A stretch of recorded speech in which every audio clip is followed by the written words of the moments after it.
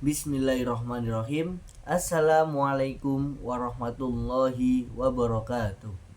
Alhamdulillahilladzi qad wafaqa lil ilmi khaira khalqihi walituqa hatta nahat qulubuhum linahwihi famin azimi sya'nihi lam tahwihi. Yang saya hormati Bapak Abdul Ghafur MA selaku dosen pengampu Tafsir Tarbawi dan teman-teman yang saya banggakan. Saya Ahmad Ubaidillah, NIM 33 PAI 2A akan menjelaskan pengertian pendidikan intelektual menurut mufasir Al-Quran pada surat Ad-Dzariyat, Yunus dan Yusuf. Pada surat Ad-Dzariyat yang berbunyi A'udzubillahi minasyaitonirrajim, Bismillahirrahmanirrahim.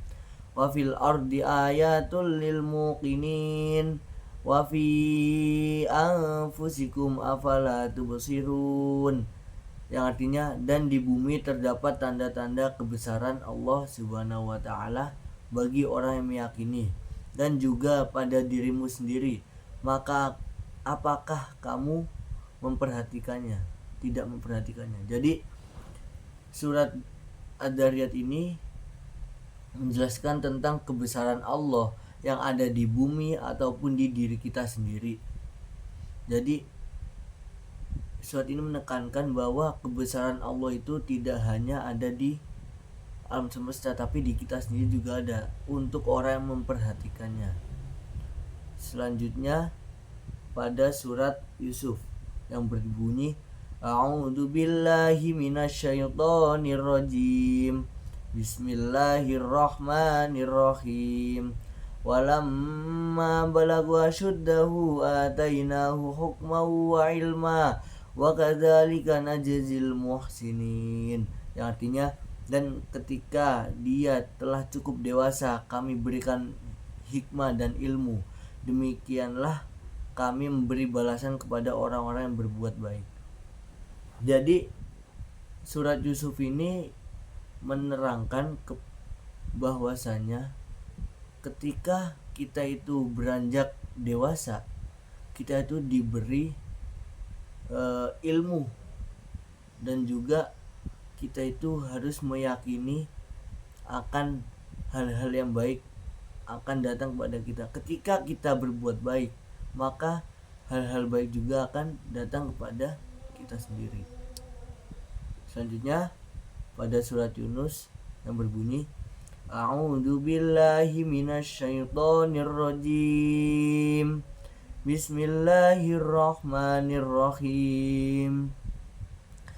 Qul hal min syurakaikum may yahdi ilal haqq Qulillahu yahdi lil haqq afaman yahdi ilal haqqi ahaqqu ayyuttaba'a amman la yahdi illa ayyuhda fama lakum kaifa tahkumun wa ma yattabi'u aksaruhum illa dhanna inna dhanna la yughni minal haqqi syai'a innallaha alimun bima yaf'alun, yang artinya katakanlah, apakah di antara sekutumu ada yang membimbing kepada kebenaran?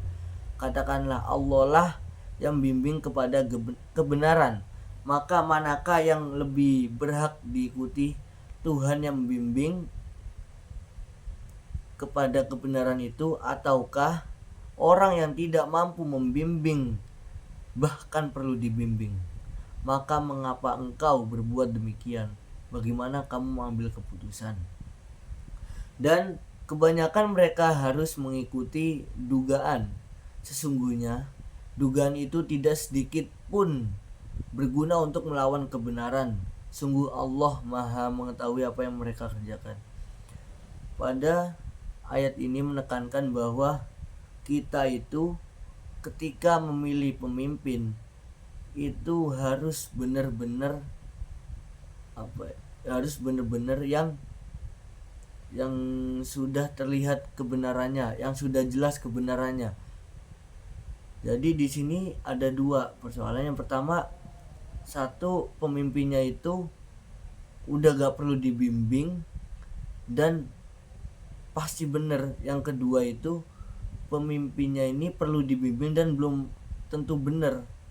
Jadi kita itu harus yakin bahwa Allah lah yang berhak untuk kita ikuti, yang dapat membimbing kita. Selanjutnya yaitu nilai-nilai pendidikan yang ada pada surat Ad-Dzariyat. Yang pertama, tanda-tanda kebesaran Allah. Jadi maksudnya itu tanda-tanda kebesaran Allah di sini yang ada dalam surat Ad-Dzariyat itu ada dua. Yang pertama itu di dalam bumi, yang kedua itu di dalam diri kita sendiri. Jadi maksudnya itu tanda-tanda kebesaran tadi yang dua tadi saya sebutkan tuh hanya untuk orang yang memperhatikan saja. Ketika kita gak memperhatikan, maka gak bakal tahu akan tanda-tanda kebesaran Allah. Yang kedua yaitu tanggung jawab manusia sebagai khalifah di bumi. Jadi kita manusia itu diberi amanah menjadi khalifah atau pemimpin di bumi. Ya seyogyanya kita itu harus bisa menjaga, merawat bumi dan seisinya sebisa mungkin. Yang ketiga itu merenungi akan tanda-tanda kebesaran Allah Subhanahu wa taala. Yaitu kita ketika sudah tahu akan tanda-tanda kebesaran Allah tadi, kita itu seharusnya juga merenungi akan tanda-tanda tersebut agar kita selalu ingat dan patuh, takut gitu, dan selalu taat kepada Allah Subhanahu wa taala, menjalankan perintahnya dan juga meninggalkan larangannya. Selanjutnya yang ada pada surat Yunus. Yang pertama, kebenaran. Jadi dalam surat Yunus ini kebenaran ini maksudnya kita itu harus percaya bahwa yang benar itu cuma satu, cuma Allah, gak ada yang lain. Yang benar itu cuma Allah. Yang kedua, sihir dan penolakan kebenaran. Jadi di sini dijelaskan bahwa ketika kita ingin mencapai suatu tujuan dan sebaiknya itu kita hanya boleh meminta tolong atau yakin dengan Allah saja gitu, yang dapat menolong kita, yang dapat membimbing kita kepada tujuan tersebut dengan jalan yang benar. Jadi kita nggak perlu lagi kayak pakai sihir apa itu. Terus yang ketiga, akibat dari perbuatan. Nah, jadi kita itu sebelum kita berbuat, sebelum kita berbuat atau mengucapkan suatu hal, kita itu sebaiknya itu berpikir dulu. Ya, ketika kita ingin berbicara atau berperilaku kepada orang lain maupun diri kita sendiri, kita itu seharusnya itu berpikir dulu apakah yang kita katakan, yang kita lakukan itu baik atau enggaknya gitu. Karena hukum sebab akibat itu ada. Jadi ketika kita berbuat, kita juga harus berani nerima resikonya gitu. Selanjutnya yaitu nilai pendidikan pada surat Yusuf. Yang pertama, kebijaksanaan. Jadi kebijaksanaan di sini ketika kita sudah mencapai dewasa, kita itu diberi ilmu dan bisa memahami, bisa menyikapi keadaan di sekitar kita, dan kita juga bisa melewati rintangan-rintangan atau tantangan apapun yang ada pada kehidupan kita. Yang selanjutnya yaitu pengetahuan. Jadi pengetahuan di sini, jadi Nabi Yusuf itu menjadi suatu tokoh yang dijadikan profil dalam pengetahuan karena beliau sangat pintar. Dan pengetahuan diri juga maksudnya kita itu harus selalu punya motivasi untuk menuntut ilmu sebanyak-banyaknya. Kita itu gak boleh puas dengan ilmu yang kita punya, dengan ilmu yang kita peroleh sekarang gitu. Kita gak boleh puas.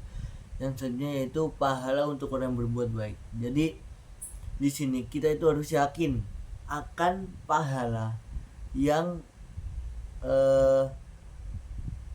akan kita dapatkan ketika kita berbuat baik kepada orang lain. Kita juga harus yakin akan ada hal baik juga, suatu yang baik juga yang akan datang kepada kita. Cukup sekian penjelasan dari saya. Wallahul muwaffiq ila aqwamit thoriq. Wassalamualaikum warahmatullahi wabarakatuh.